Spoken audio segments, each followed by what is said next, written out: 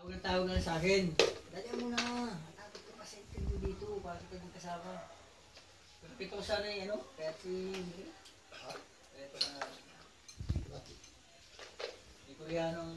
Papa, no, baby. Employer. Papa. Papa. Papa.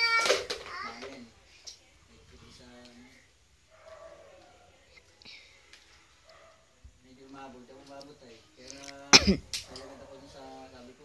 Ano yan, be? Puput ah. Put. Ha!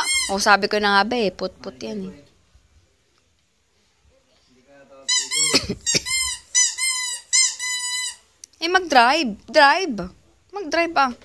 Yan, i-drive mo. Hindi ka mabalik doon, sabi? Drive mo. Hinanapan ako.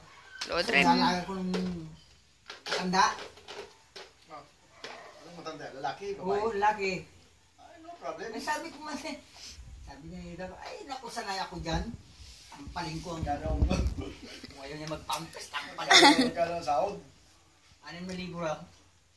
6,000 nung kung gano'n magkano yan yun. Hindi ko po alam pagdala. 6 6 pesos. 6 pesos.